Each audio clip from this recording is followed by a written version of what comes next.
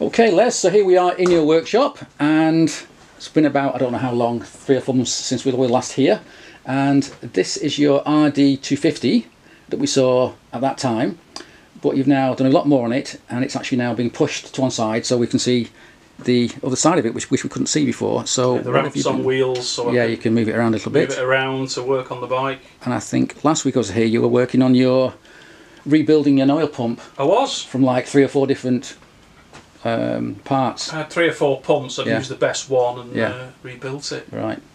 And since then, I think all the front ends back together again. Well, I've put the brake caliper on, rebuilt the brake caliper. Yeah. Rebuilt the clutch cover. Engine's all back together again, pretty much. Yeah, yeah. So that's been what? Painted the clutch cover and that fitted. That paint is what? It's PJ1, you said? PJ1, yeah. Yeah. Been using that for 30 years. Yeah. So it's getting there. It's getting there. So have you got any sort of parts that you're missing at the moment then, or is it still? Have you got everything you need? Bits and pieces now. Yeah. Okay. And in fact, if I spin round, we can see bits of that bike. This is your second Z.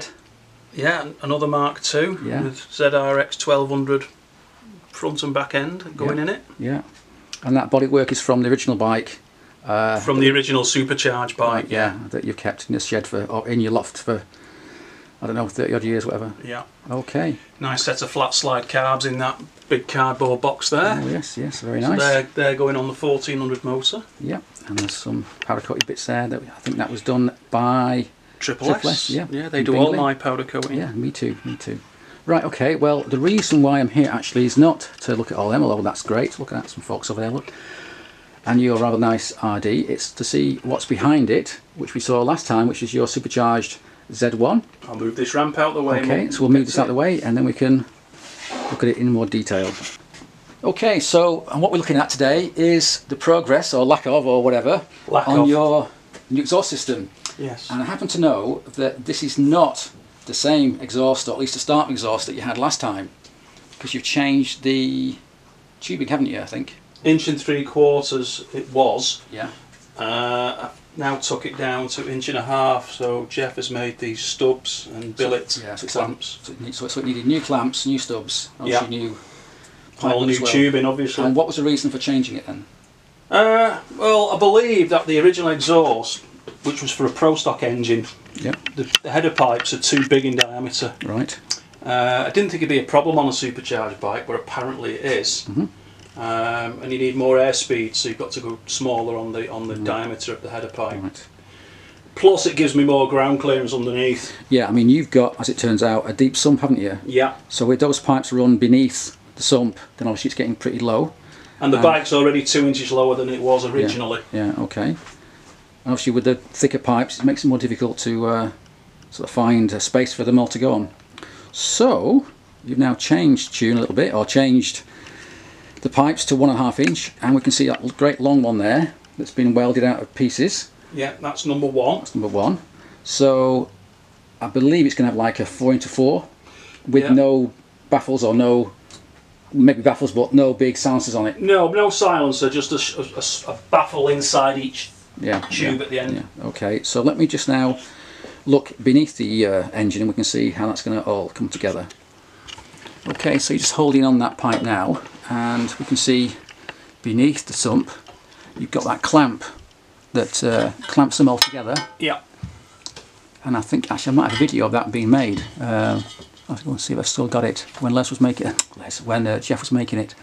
So if we go around the other side, we can see how it might look when it's all finished. Okay, so I've come around the other side now. We can see that clamp and these 4 pipes. And they're all going to look something like that. I mean, you're holding it, so it's not quite right. That's number 1. These two are going to be longer, and then all cut off / cut style. Okay, so obviously they'll just be like a line here, parallel with the bike. Yep. So when you look down, if I get up now, they'll all be aligned. And will they be about this sort of length then, or will they be a bit? Yeah, probably flush with the swing arm, maybe. footrest hanger. Oh, okay, yeah, so about there. So if we look down, you can see that. Not sure how clear it is, but yeah, that's how things are going at the moment. And so I guess it's just a question of you getting the time to do it, I guess. It is. Okay, so we'll come back in another, whenever, in a week or two, and we'll see it all done hopefully. And apart from that, I think the bike is ready to go, isn't it? You can just start it and it should run. The bike's been ready to go since February. This exhaust has been the problem, yeah. Problem, yeah. Well, I think the problem is the time to do it, isn't it? The time, really. With working 6 days, it's the time. Yeah, to find the time to do it. And also, if I just turn around here, it's not like you're just doing one bike. You're also sorting out this Ducati Monster. Yeah, a bit of routine maintenance on my wife's bike. Yeah, on the clutch. So there's always something more to do. Okie doke. Right then, so we'll leave it there, and I'll come back when it's all finished. Okay, so we're at Jeff's again, and on that lathe is a piece of stainless steel tubing. Steel, yeah. It's tubing. I thought it was solid at first, but no, because you've got a little tubing, Reuben. You've got a spacer there that you've wrapped in there, so it can be held. So tell us, what is this all about? What are you doing today? We're just squaring up the ends, trimming up the ends. Yeah. And what is this? And what is this for? This is for our Leslie's exhaust system. And I believe you've got 4 of them here, and you're gonna. We've done a few, yeah. I think this is the last one. And they're all the same size, are they? And you'll be 250? Yeah, so we can grip it. We've actually tapped an aluminium bung in the end. Yeah. And now we can polish the ends up square. Right. And then hopefully you'll get a nice neat weld. Well, the joint will be absolutely spot on, and it gives, well, it's better for a better weld. Okay, well, crack on then. Right. Off you go. We'll put that on. Right.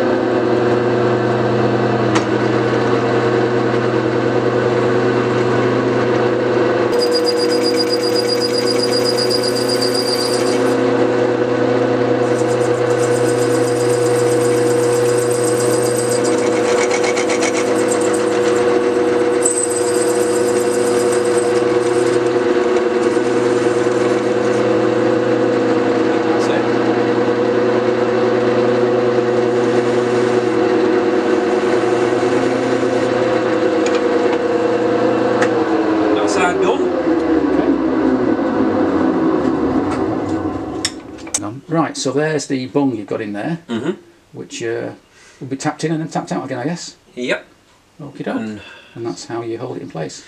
It just supports the end because we can't get the tube in. This lathe's too small to get it through the tunnel of the lathe.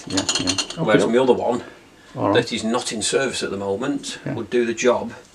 But it doesn't work at the moment, so... But it's out of action. Okay. And now here we are, back at Leslie's garage again. I've just popped over to see him on the way home with those newly machined and very accurately flattened, or edged I should say, stainless steel pipes. Yeah. So, let's just see what you've got at the moment. You've got that, is that number one? Number one. Is now in place. It wasn't in place last time, you had to hold it in place last week. But you were saying it's still not welded at one end. Is that just held on now with... Yeah, there's a gap underneath that clip. Right, so you got to sort it out to get your clearances right. I've got to lengthen this down tube slightly. Yeah. And then you've got your 3 there, so they're going to go. They're the 3 tubes that come underneath the sump. Oh right, okie doke. And then you've got 2 more. We've got 3 more there. 3 more down tubes for here. Yeah. And I've got 3 curves in a box at the back of the bike somewhere. Yeah. So it sounds easy, just got to do it. So if we now come around to the side, we can see how it might look on the sort of exhaust side. Let me just refocus them. Okay, so we've come around to the side, and you've now got those 4 pipes there again, and they all need to be lengthened or shortened or yeah, whatever. They'll all need lengthening. Right. And then all cut at an angle. Yeah. Obviously number 3 there needs cutting down, and then they'll all be slash cut. Right. And then will you linish the welds or leave them there? Or? I'll just linish them. It'll be a I'm not going to polish them. I'm going to leave a linished finish. Just linish them so you can't see the welds, hopefully. Yeah, hopefully. Hopefully. All right, okie dokie. So that's progress in the last few days. It seems that you told me that because I'd filmed you last week, that's kind of spurred you on before your holidays to try and get something done. Yeah. And in fact, I'm glad I come today because you've got quite an interesting bike. You've got in for a bit of work. Let's just go and have a look at that. It's quite a different looking kind of a bike. Let's just refocus again.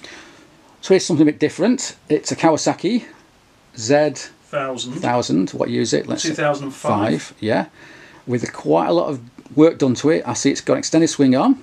Yeah, JMC swinging arm. Yeah, lots of polishing. Lots of polishing. Last one, I've seen it back before. It was pale blue, but now it's been repainted as a sort of darker, nicer blue. It is lovely, better colour. Yeah, yeah. And if we come round to the front, we can see something a bit different about it. Okay, so we come round the front. You've got that pretty weird headlamp, sort of mask type headlamp. Lots of polishing, and of course the turbo. It's been turboed. So you were saying just now, you think it's had a spacer put in. Spacer plate underneath the barrel to lower the compression. Yeah. I think it's got aftermarket pistons in as well. I'm not 100% certain on it. Yeah. And on the injection side, is that standard or it's been modified? It's got a power commander on, so it's running the standard Kawasaki ECU with a modified with a power commander. Yeah. Set up with one of those. Yeah. And it's running what you say about 8 psi. I think he's running it around £8 a boost, and it's making around just under 240 horse, I think. Right. Yeah. Yeah. The reason it's here is it's got an oil leak. It's got an oil leak. Right. 2 snap bolts in the sump. Okay, I don't know who's done it. Right. Okay. Who knows? And also, there's only 1 bolt holding the turbo to the manifold at the moment. 3 of them have vibrated loose and dropped out. Oh dear. Well, you build a one-off bike, you got to keep an eye on it. So that's something he's spotted that he wants me to address. Yeah, absolutely. And with the turbo in place, does that mean you can't get at the sump, or does that mean you can? No, the turbo's in front of the sump. Yeah, sure so it's just a matter of ordering a gasket, dropping the sump off, and then trying to drill the broken screws out in situ. Oh, and it's not upside down. The bodywork might have to come off the bike, and the bike might have to go over on its left-hand side. Yeah, yeah, it's not easy. Which is something I've done in the past with rubber tyres and duvets.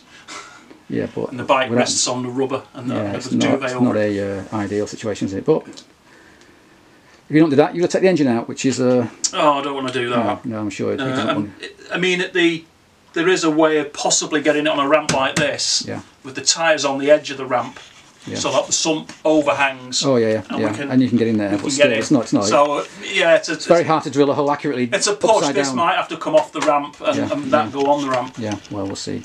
Yeah, so let's just take this off here, and let's go and look at the problem. Bit shaky now. You're on handy cam sort of thing. So let's just have a look down here underneath. And there's a snap bolt here. Oh yeah. Which is snap flush. And there's one at the back of the sump which you can't see. It's on the left-hand side somewhere. I've not even looked at it myself, but okay. Okay, so refocus. Hope you can see that. I've just found another problem. That looks a bit loose, is it? No, there's a crack. When I got hold of that a second ago, I moved it. There's a crack round the pipe there.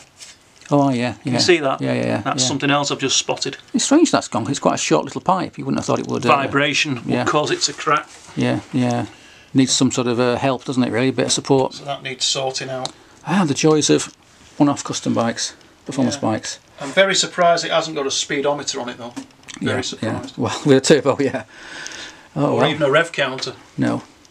Well, yeah. I mean, the turbo spills up quick, doesn't it? I mean, you get to.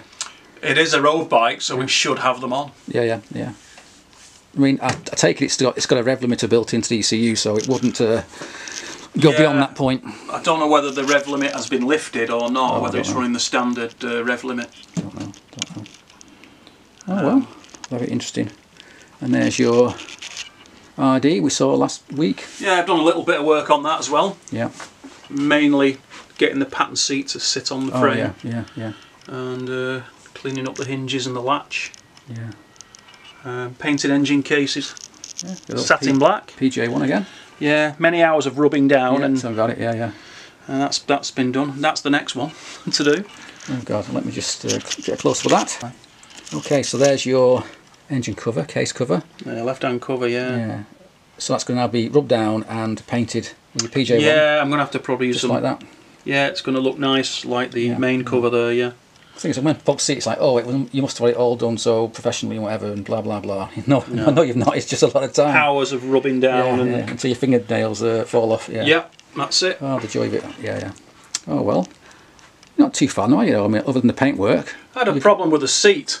Yeah. It's a pattern seat. Yeah. Bought a year ago. Yeah. Left in a box, and I've took it out the box a few days ago, and all the glue has come undone. Oh yeah.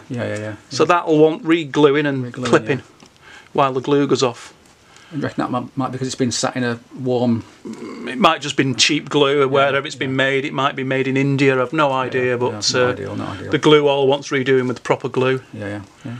And obviously I'm just making sure that I've had to drill the seat base, because it's fiberglass, for the tailpiece, and get it all square, make sure everything fits before it goes for paint. Yeah, okie dokie.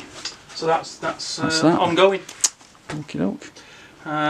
Next job on this one is some of these. That's a strip that goes in there to finish the seat off. Right.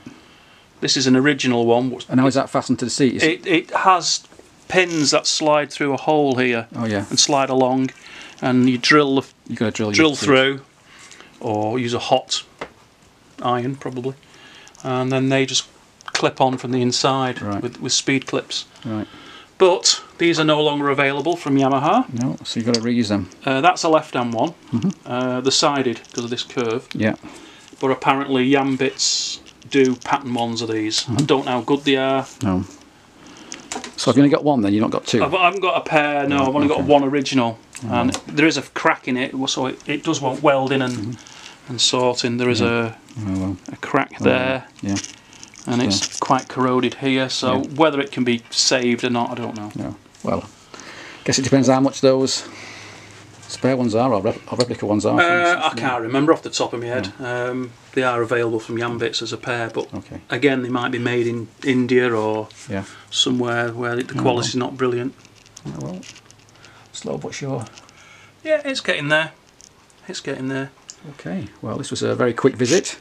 I'm going to dash home now, so we'll leave you to your exhaust jigsaw puzzle. Okie doke, and with that, I have to call it a day because I've got to go home, as I say. So thanks for watching, and cheers.